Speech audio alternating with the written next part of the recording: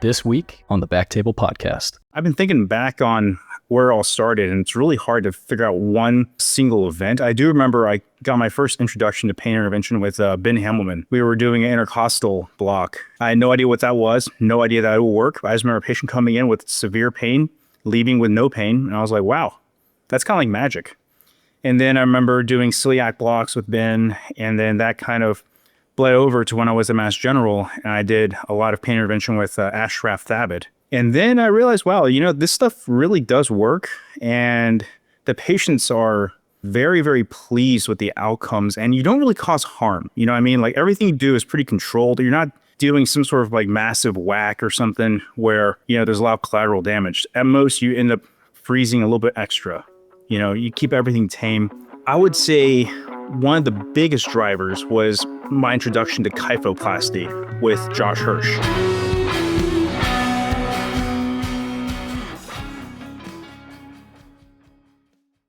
How you doing, everybody? This is Sean Murato out of Philadelphia Jefferson Health Network, back again for another episode of BackTable Podcast. I'm here with Dr. Junjian Huang out of Emory. We're back together again, the dynamic duo. We're lucky enough to be invited to have a discussion about a budding practice that Dr. Huang is partaking in. If you recall, we briefly mentioned this back in one of our first episodes, now over 2 years ago, where we touched on early career challenges. So if at the end of this video you like what we have to offer, feel free to jump back and take a listen. So John, just give us a little bit of a rundown about, your training background and how you got where you're getting at now. Well, first of all, thank you very much for inviting me back on the pod. Wasn't sure I would ever get invited back after last time, but turns out he just missed me. So I started off in surgery at Mayo Clinic, and then transitioned to radiology, and then completed my residency with you at Pennsylvania Hospital, and then went on to Massachusetts General Hospital for my interventional radiology fellowship. And I was attending at UAB for about 4.5 years. And then I've been at Emory for almost a year now. And it's been a wild ride, I have to say. I never thought that my career would be centered around pain and palliation, but it's just been such a fortunate dream come true, really, because I found a patient population I can connect with, and I found procedures that really speak to me, that I'm passionate about, and really reinforces that IR is a great specialty for a lot of different reasons.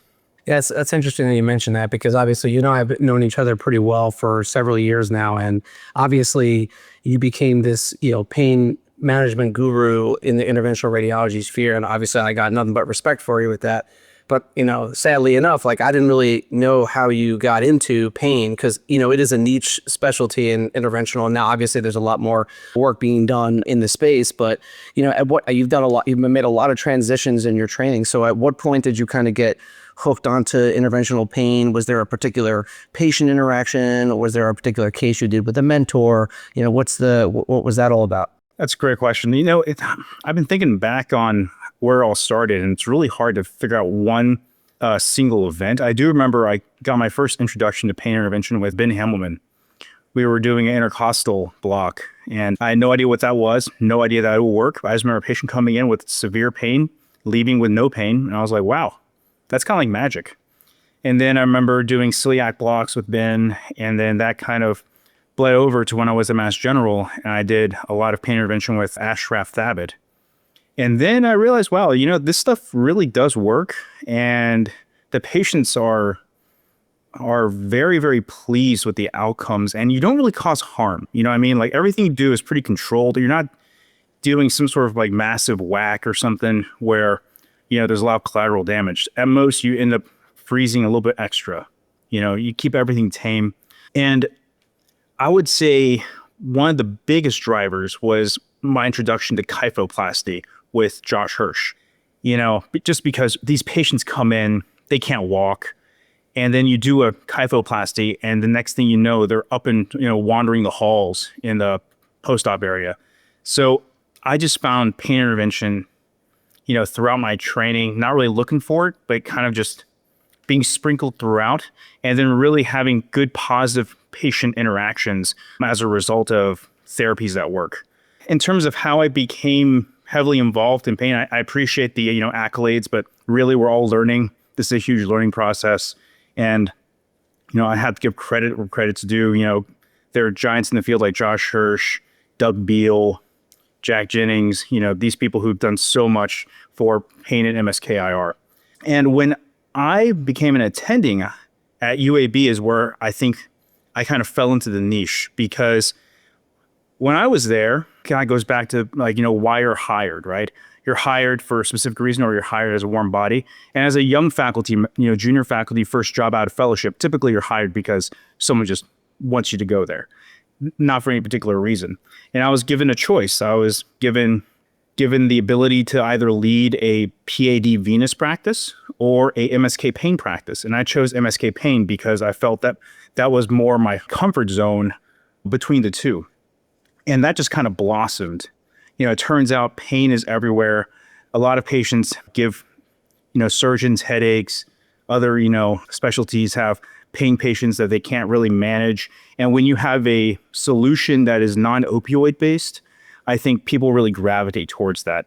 Not to mention politically, during this whole period, we were facing the opioid crisis. So alternatives to opioid pain management schematics became very popular. If you could do a block or an ablation instead of giving opioid pain medications, that was just seen as such a valuable asset to the healthcare practice. Yeah, I think honestly, just to sort of unpack, you hit a lot of salient points there that I wanted to actually ask you about, and particularly the origin story of your passion for pain medicine. Just kind of like going back, just skipping back a little bit to what you were talking about with the people that you worked with, the cases that you did. One of the things that, I find very fascinating about the pain procedures is what you mentioned specifically, that the results are almost immediate, and the gratification of the procedure itself is right then and there. And I feel like as interventionalists, we have a very small subset of procedures that we could perform that do that, and it is extremely rewarding to see that, having done a few of those procedures that you mentioned myself.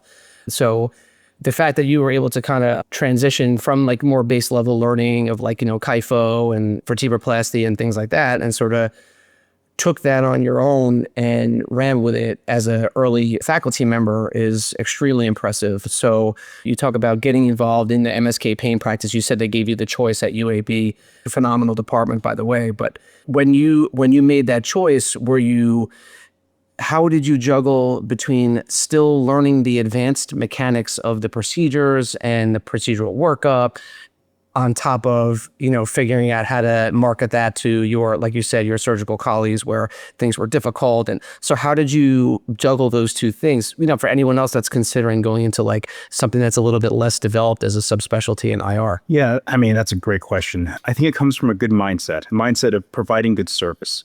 And that's the first thing, is you have to go into your practice thinking, I'm going to do right by the patient. I'm going to do right by the referring physicians.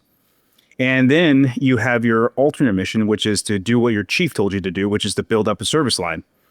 So I think that my approach was always patient first, and then I would pay particular attention to any sort of pain elements that I could address. For example, I had a lot of firsts at UAB, and I'm not going to say I learned everything myself without any input. I had so many phone calls, so many mentors who walked me through step by step on how to do things, what to watch out for, what medications to use before I ever touched a patient. Let me just interrupt you. So when you talk about mentors, are these people that were introduced to you, or did you yourself seek them out? So this is the great thing about SIR. You're able to figure out who's who pretty quickly, and everybody is connected, through someone Like I wanted to learn about pain management, so I would text Dave Forlogo, because I have his number, because he's the guru of pain for interventional radiology. And if I had some questions about spine, I would text Josh Hirsch. And then if I had other questions, which Josh wasn't doing in his practice, he would connect me with Doug Beal. So through these connections, I was able to gather a lot of information and learn how to do these things from basically the best of the best. And then I took that and applied it to my own patients, and we had stellar outcomes.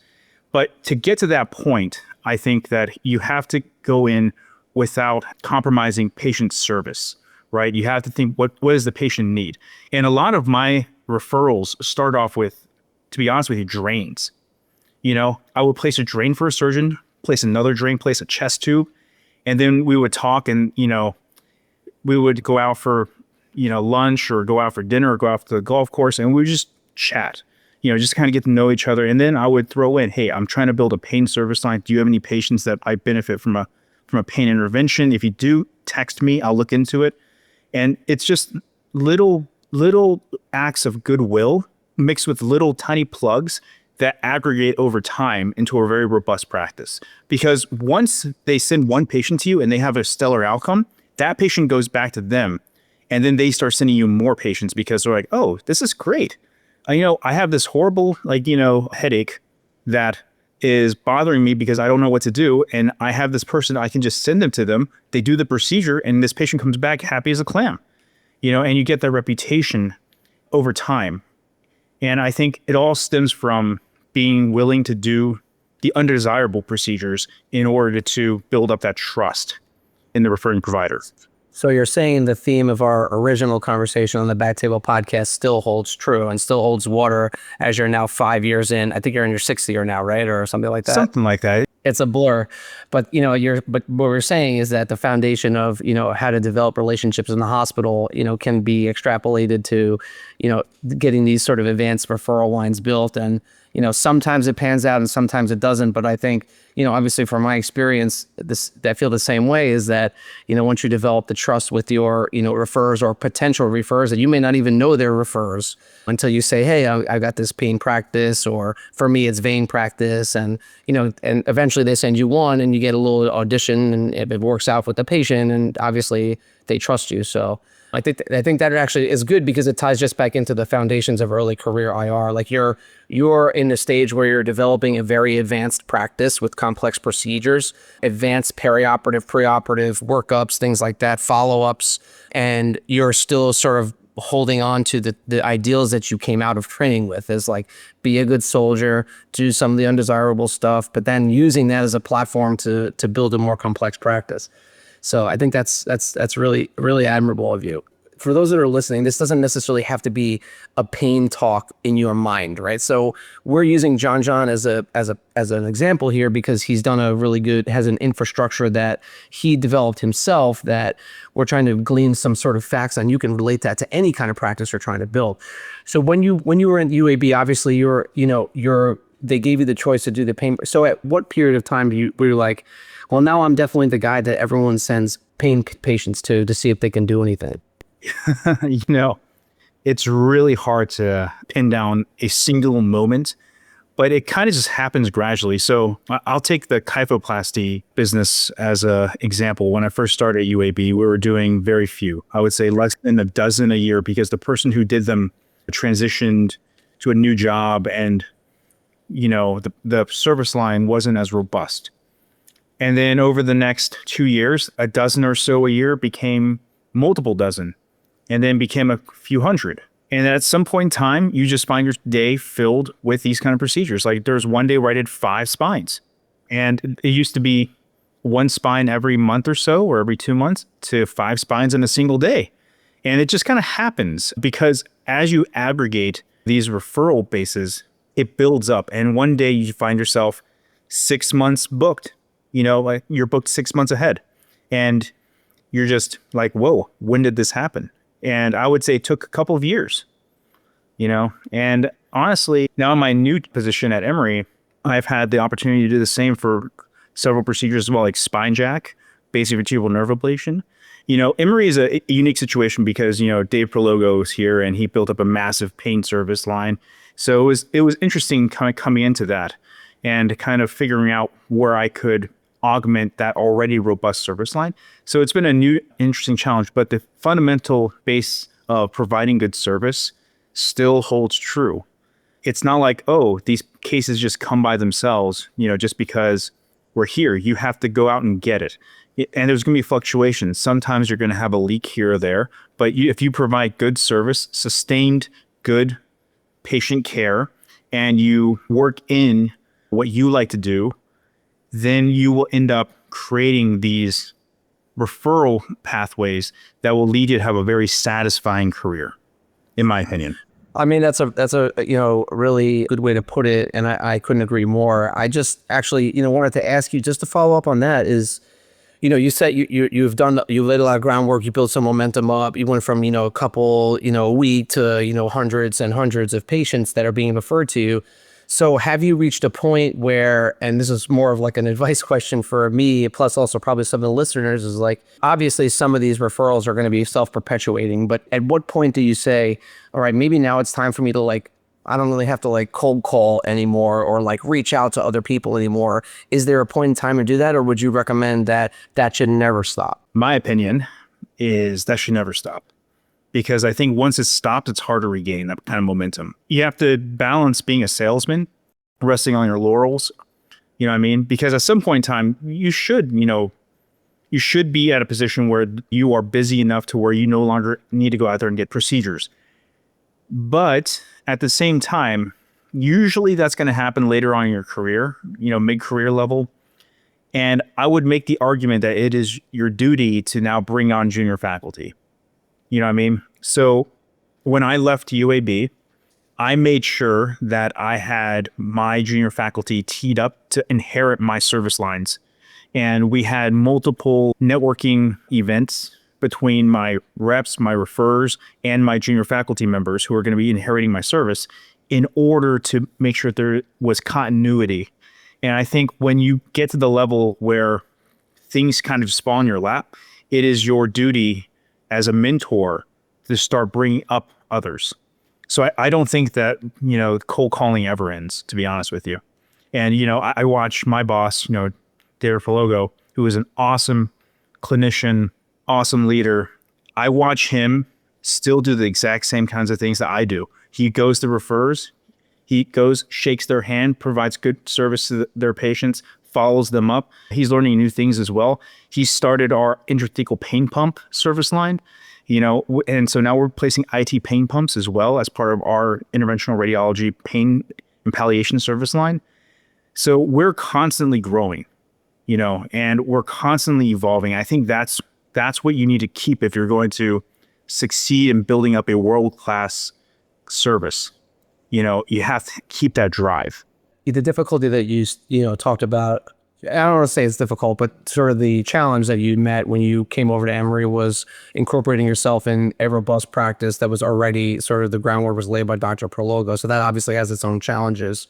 So in a niche specialty like interventional pain, right? What advice would you have? And I think this is specifically for a pain question is, if you were somebody who, say you left that UAB practice, you developed this sort of momentum and you went to a place that had zero pain and you were used to doing, whatever 50, 100 cases every quarter, and now you're potentially going down to zero.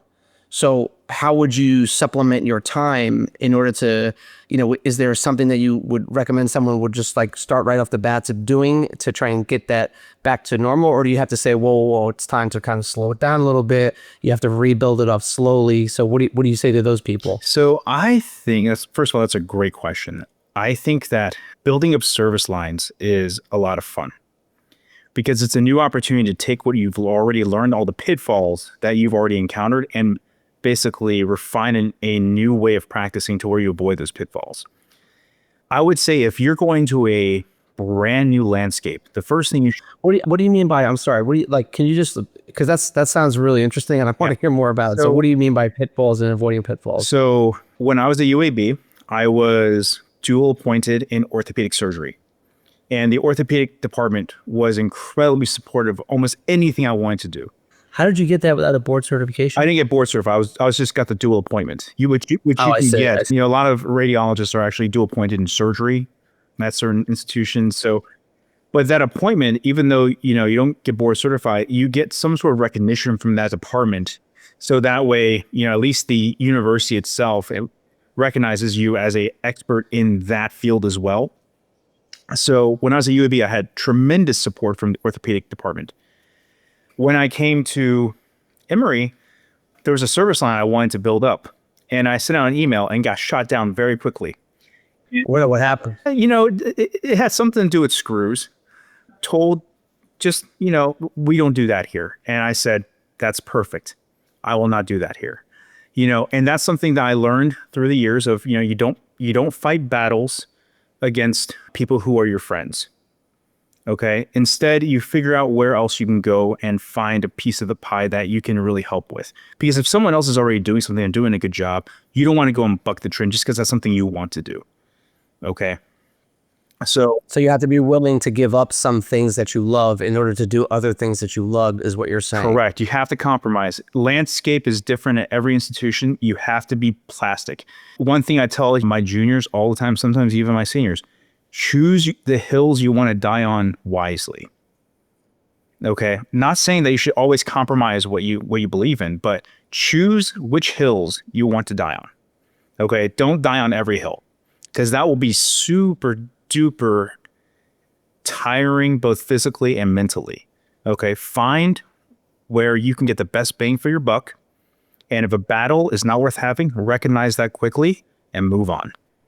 I mean, I agree 100%. I think that if you decide to fight a crusade that is unlikely to be victorious, and even if it does, it cost you a lot of your time and is it worth it, then it should just be moved on. I think the problem that people get themselves in is their egos get in the way a bit, and they want to make sure that people know that they're there. And that contributes to burnout, I think, humongously, because it is a battle you fight with your psyche, so it's a really good point. And you win nothing, like let's say there's someone wants you to do a case and you're like, it's not really indicated, but it's also not really not indicated, but it's not really indicated. And you fight tooth and nail to not do the case. And then next week when you're not there, someone else has a case for you. You know what I mean? So Right. What have you just done? Well, you made yourself look foolish. Okay. You made yourself look like not a team player. And that's generally a really easy way to wreck any sort of practice building you want to do.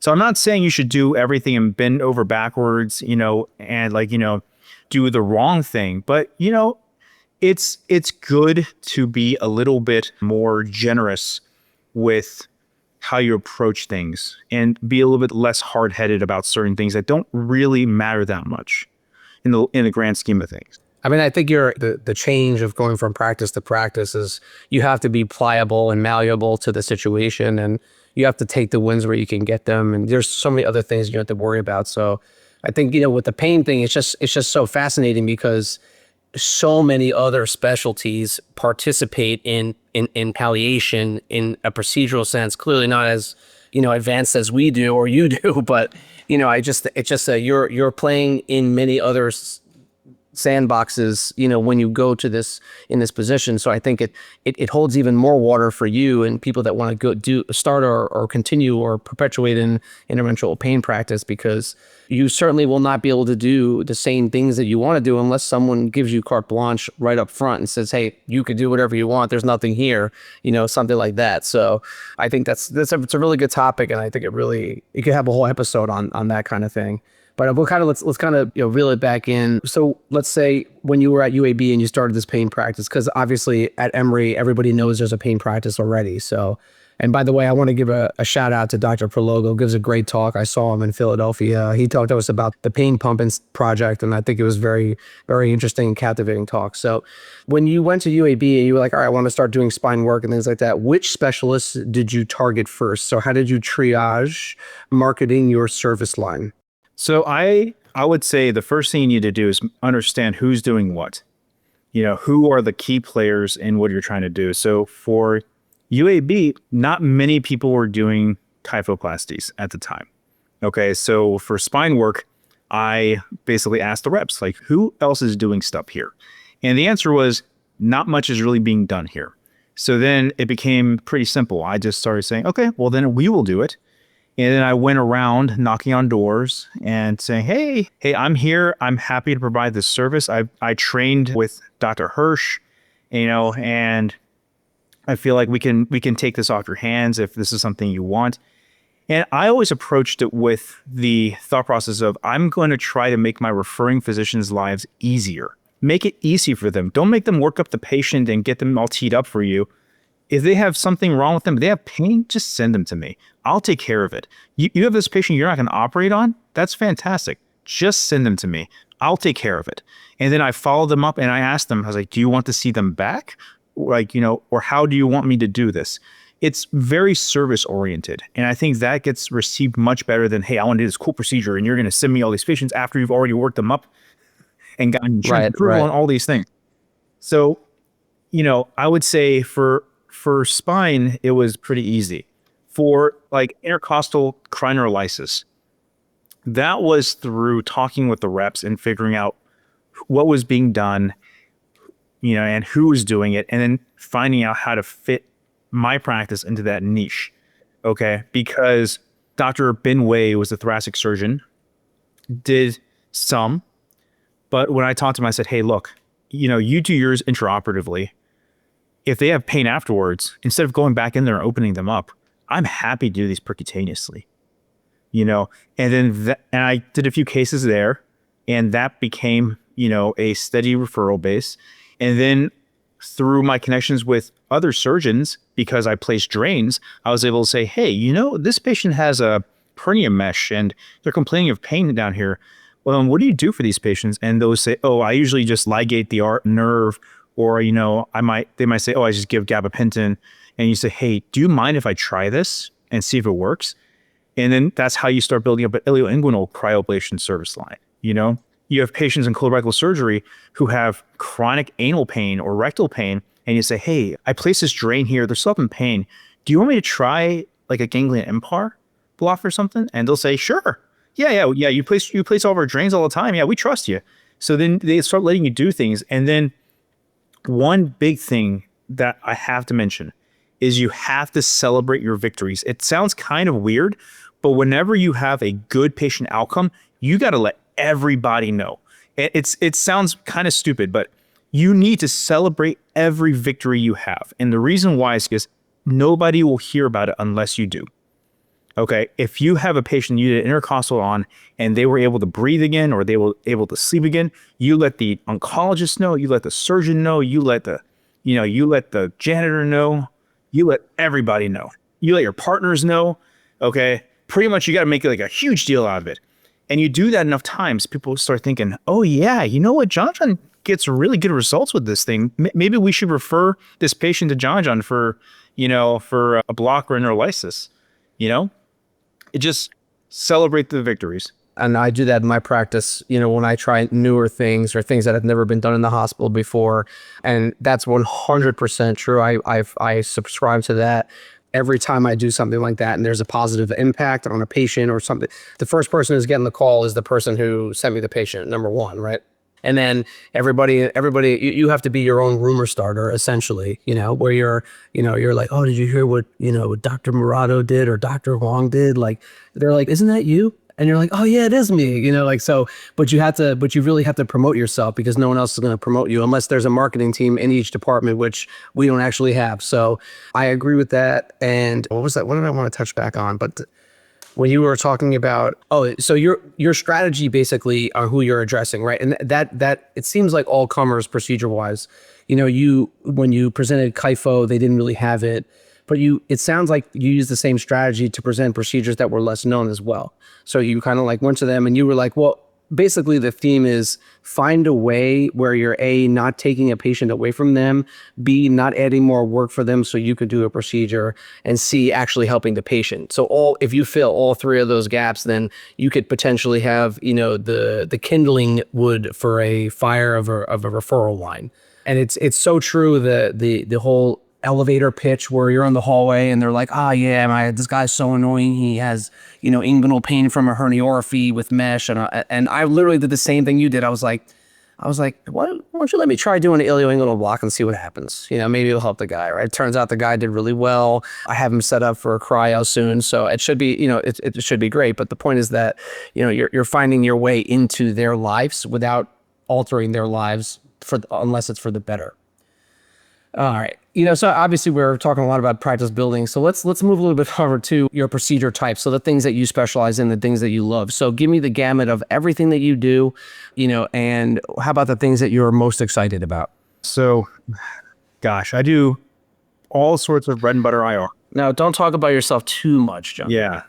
I know. Like this is an interesting forum, we're talking about practice. And so I would say the procedures that give me the most joy are going to be procedures like cryoneurolysis and basivertebral nerve ablation, kyphoplasty, because they work. They work so well, and everyone is amazed because not many people do them outside of certain areas. And I would say that the procedures kind of sell themselves. You know what I mean? Like you do one and it snowballs and people talk about it. Okay. And right now I would say I'm constantly learning new things. Like I just placed my first intrathecal pump. I learned how to do stimulator placements this year. I've refined my technique for basivertebral nerve ablation for kyphoplasty. I now do kyphoplasties under CT as well as fluoro. I can do kyphoplasties and like spine jacks with single plane instead of a biplane now because of, you know, just having to learn all these new things by being somewhere different. And I want to say that, you know, the actual procedural gambit's so wide. I mean, gosh, for spine, we do medial branch ablations, medial branch blocks. We do basivertebral nerve ablation, spinal cord stimulators, intrathecal pain pumps, you know, spine jacks, obviously. We do cryoneurolysis of all sorts of things like, you know, superior hypogastric plexus, inferior hypogastric plexus, ganglion impar, pelvic splanchnics, you know, all these things that I didn't even know. I didn't know what a pelvic splanchnic was, you know, until I came to Emory and learned from, you know, Dave about all these other plexi that I had not been addressing. And I want to say that, you know, it's a constantly evolving field. And it's super exciting to be a part of it because there are so many pain patients, like, you know, suffering out there with no real solutions. I mean, guess the number of patients who have chronic low back pain in America. Just take a guess. Like percentage wise? No, just like throw a number out there. How many people in America? So I'll tell you, 30 million patients have chronic 90, back pain. oh, okay. 30 million Wow. patients a year.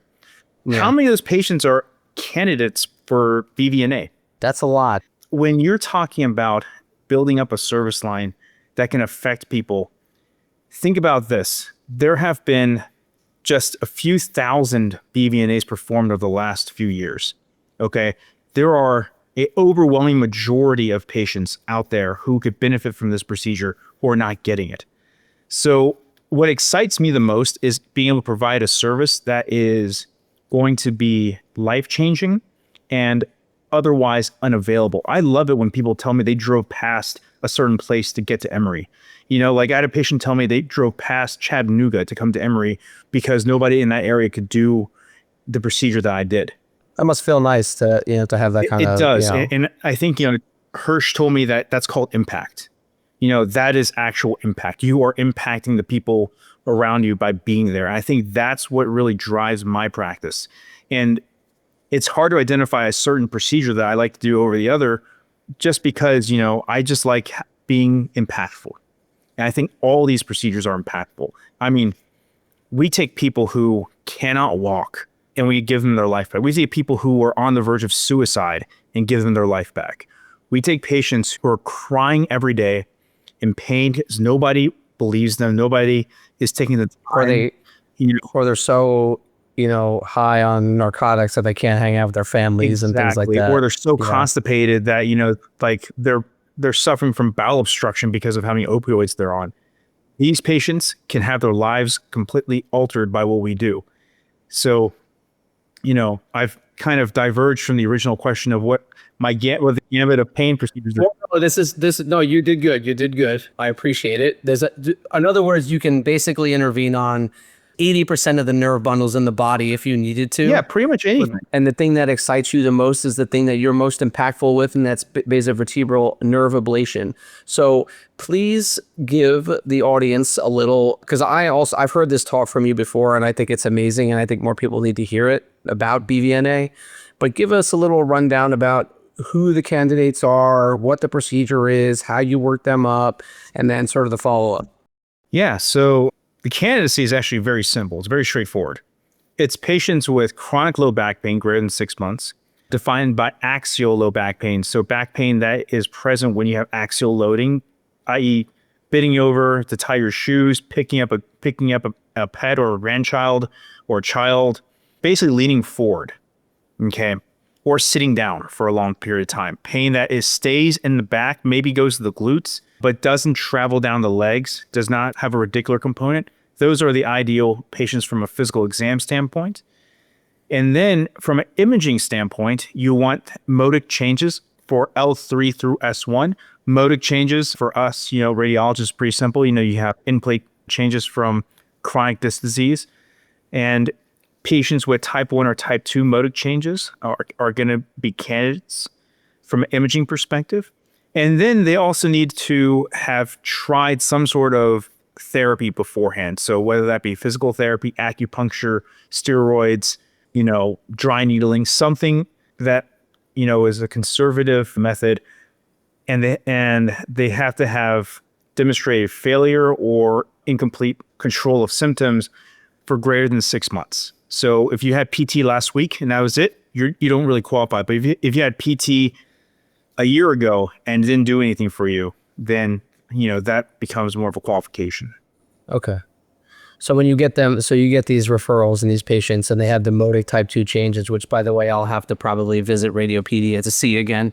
But you have these patients that come in, they get referred to you, you see the changes. What are you telling them about the procedure? How does it work? Give us the patient info version. Yeah, the patient info version is, this is a great procedure, is 80% chance of taking away 80% of your pain for 5 years or greater. Okay. Nothing gets left behind. It's a 1-day procedure. You get in, you get the procedure done, you go home same day. Okay. So the rule of 80s, 80% efficacy in 80% of patients, 5-year durability based off of trial data. Okay. About a third, I think, patients get full relief. Was that longevity data just because there isn't enough more studies? Correct. So we're still kind of following? Okay. We're still following those patients. Yeah. Yeah. Okay. The theory is that the basivertebral nerve comes in via the sinovertebral nerve through the basivertebral foramen, through the back of the vertebral body, around the pedicle level. And basically it goes in through usually 1 or maybe 2 basivertebral foramen. And then it arborizes into these little tree branches above and below to innervate the superior and inferior end plates of that vertebral body. By burning it at the trunk, you basically take away that innervation. Does this work for patients that have, very, very small compression fractures too? Or is this designed specifically for modic changes? That's a great question. I'll tell you, that's a tough one. So when you say compression fracture, I'm assuming you're talking about there's actual... Like an end plate deformity of some kind. So for Schmorl's nodes, for painful Schmorl's nodes, this procedure actually does work. And I would say I used to put cement in for these patients with painful Schmorl's nodes. I have since switched to doing a BVNA first, and I have found that patients do really well with it for Schmorl's nodes. But if they have a true compression fracture where the periosteum is affected by instability, the BVNA will not work. You need to cement those. Okay. But if it's just a Schmorl's node, BVNA will work. I guess just because there's straight compression on the nerve versus, the actual nerves in the cortex and things like that being affected. Right. So this is actually a good question. Patients will sometimes ask, hey, if I get this procedure, if I have a fracture, will I know? And the answer is yes, because I have seen quite a few fractures. And that's one of the complications. I would say probably about 4% of my patients have fractures. But most of my patients are Medicare patients, which means that they're in that age group, which are going to be more prone to fracture. So the procedure, when you first start doing the procedure, how long does it take you to complete? Say you're someone that has a moderate experience with kypho, transpedicular approach, things like that. Yeah, so for you, Sean, I would say probably about 2 hours for 4 levels would be appropriate. Okay. Does that mean I'm going to be slow or? No. So realistically, it's about a 15-minute burn per level, 7 minutes if you're a little bit adventurous, 7 minutes if you're perfectly on target. But if you're not on target, then it's 15 minutes. If you're off target completely, then you have to reaccess. So I would say it's probably going to take you 30 minutes per level, just because you're going to want to try to be on target and you're probably going to want to go with a bigger burn. So I would allot 2 hours of operative time for your first 4 level and at least 30 minutes per level. And I would say S1 is going to be your hardest level because it's not something we commonly do. When you see modic changes at, say, L3-4, do you treat the upper end plate of L3 as well, or do you just stick to the area that's involved in the modic changes? So if you have modic changes at 3-4, you got to treat 3, you got to treat 4. both upper and lower. Well, you treat that vertebral body. Oh, I see. So it's not like an upper lower not per. upper, It's just lower. one treatment per. I see. Exactly. It's the whole vertebral body. Now, that being said, there is data from Europe that says that if you have a SPECT and it shows uptake only on one side of the end plate of the VEP vertebral end plate complex, you only have to treat one level, but that is not what is recommended right now. I mean, I would probably off the bat just do both anyway, just to be sure, because I don't want to have to go back. Correct. If it, you don't want to tell them, oh, is your pain better? And they're like, nope. And you're like, well, that's because I should have treated the other one. Yeah. So, all right. So it's a thermal based ablation, correct? That's the it's heat. Or RFA. RFA. Okay. All right. And then what's the recovery time for the patients? Recovery time is usually next day or the day after. Do you keep them overnight or you send them home? I send them home. Okay. Yeah, it's just like a kyphoplasty for me. You do it and you send them home. But usually I tell them you might have a rough night, and then typically you'll feel better within 6 weeks. 50% of my patients tend to feel better almost immediately, but I don't want to set that as an expectation. Usually, manage expectations, especially with pain patients. Absolutely. All right. So do you prescribe them anything to go home with, or you just send them home and tell them to take anti-inflammatories, Tylenol? I tell them to take whatever they were taking before they came to me. Okay, got it. And then hopefully they'll need less later on. Exactly. And that's kind of my practice with my cryoneurolysis patients too. And I just find that patients where you do a thermal ablation to their nerve, the vast majority of them feel better pretty quickly. I'd say, if you talk to people who do a lot of these, a third of patients feel better immediately. A third of patients take like a few days, and a third of patients take a lot longer. Okay, and then you have a small subset of patients who actually get worse. I haven't seen that with BVNA yet, but for cryoablation I've found, or cryoneurolysis cases, there is a subset of patients who do a little bit worse after an ablation, and we think that that's because those nerves were underablated. So they're just kind of raw nerve endings at that point. Correct. You've pissed off the nerve enough. It's not really dead. It's just like it's in its death throes and firing every signal it can. Right. Okay. So that's awesome. So when you take care of these pain patients, what do you set up a phone call with them? Do you see them in the office a month later? What are your standard follow-ups? So our standard follow-up is they usually get a phone call from one of my nurse navigators within a few days to a week, just to make sure there's no immediate problems. And then usually they get another visit a month later with one of my APPs. And if there's an issue, I get involved immediately. Right. Well, that's the sign of a good doctor. So you want to make sure you take care of anything that happens, on the spot.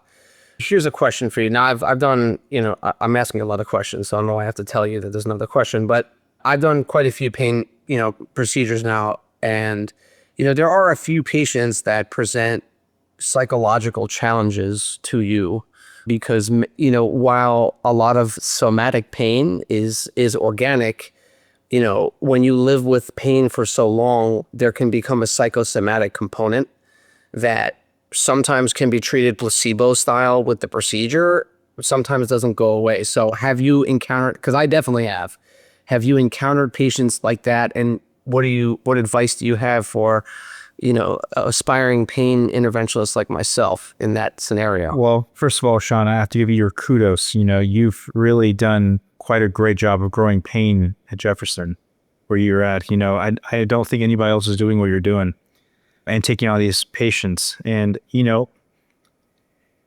difficult patients exist in every population. And you don't have to operate in a bubble, or in a silo. So when you have a patient who you think might be having a psychosomatic transference of their emotional problems and it's manifesting as pain, get psych involved.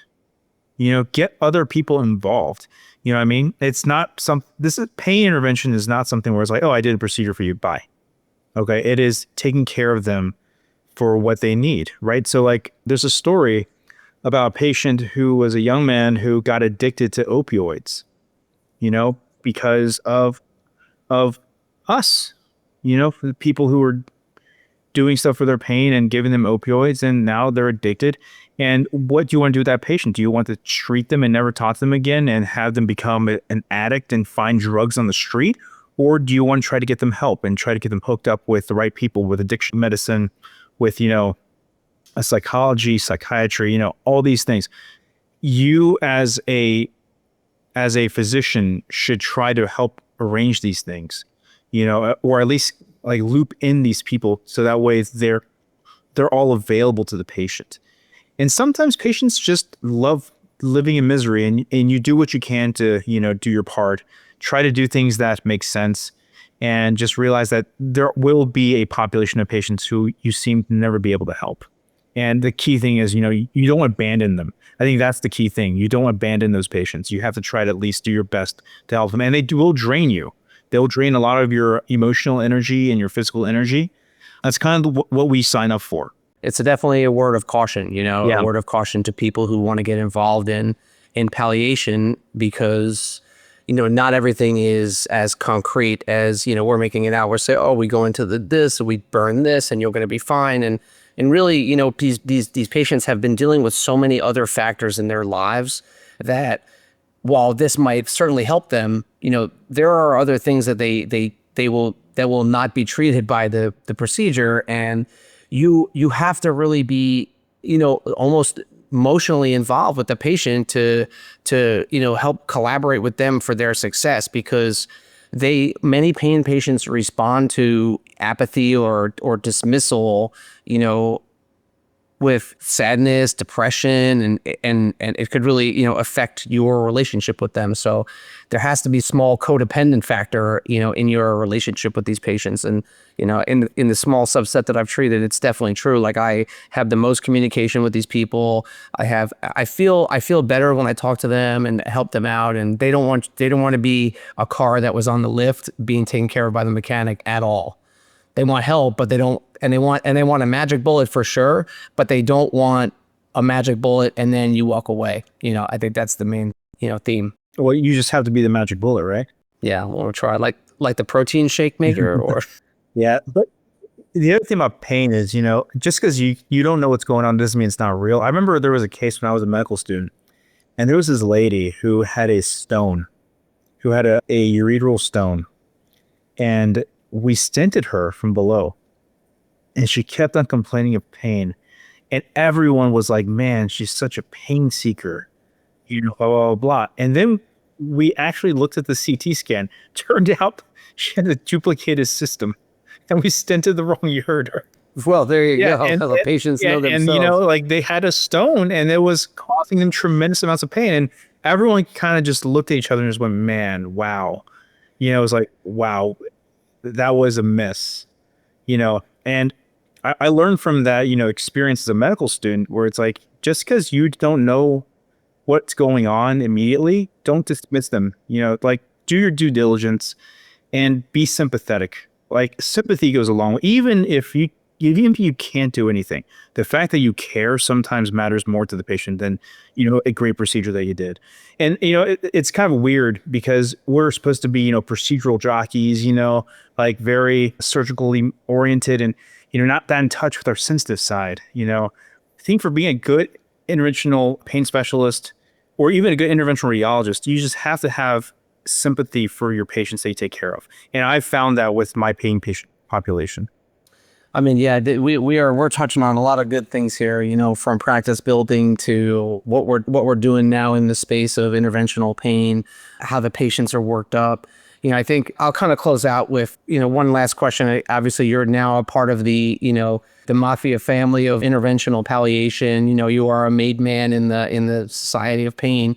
So, aside from the pain you caused me, but what do you see as the future of interventional palliative care, for IRs? Because right now it is sort of a piecemeal of things coming together, but when things kind of gel and move forward in their own right, how do you see that transpiring? I think for me, the next step is going to be working with orthopedic oncologists on doing advanced pelvic reconstructions using things like screws, like Luminos, because if you look at what kind of procedures are the most morbid, right? Disarticulations for sacral disease, for example. I mean, patient's going to lose a leg. But what if you could prevent that? What if you could just use, image guidance and some orthopedic know-how and salvage those kind of limbs? I mean, we talk about, PAD and limb salvage. This is the best kind of limb salvage, right? You keep everything. So I think that orthopedic IR is going to be a thing of the future. I think its integration with robotics is going to be part of the future. And I just see us working really closely with surgical specialties and doing things that, are fairy tales right now in terms of like how to do advanced pelvic reconstructions to prevent disarticulations and other sorts of incredibly morbid, surgeries. I mean, and I think the fact of the matter is the only specialist that has the know-how to perform these kind of procedures is us. I mean, maybe not me, certainly most likely you, but I think, IR is the only specialty that could be called upon to do these kinds of things or try these kinds of things. I think we're definitely the best positioned, but I will have a pretty contentious take, and that is I believe in people, not in specialties. I believe that the right person can do a lot of good, and that, we talk about turf wars and turf battles. I mean, I am the ultimate threat for a lot of specialties, who aren't IR, because I'm doing things that, mosey onto their territory. But I believe that my skill set and my personality will lend well to their patient population, and I'm willing to work together with them. So I think that I am a positive force, a good force for humanity in that sense. And similarly, a physician who may not be an IR might be a great positive force for patients.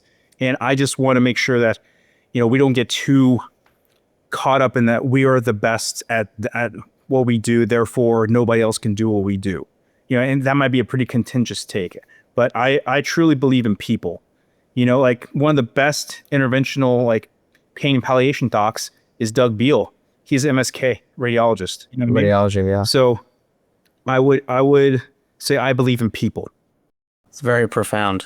No, I agree. I think that's a good point. I think with that, we'll wrap it up. I think we've touched a lot of really salient points, for the young docs that are listening, the trainees that might want to go into interventional pain, and then maybe some advanced old heads, maybe getting a few tidbits from Dr. Huang, our guest here. Have a good night. Good night. Thank you for having me.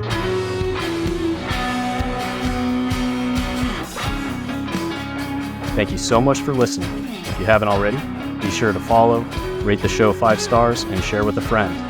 If you have any questions or comments, direct message us at @_BackTable MSK on Instagram, X, or LinkedIn.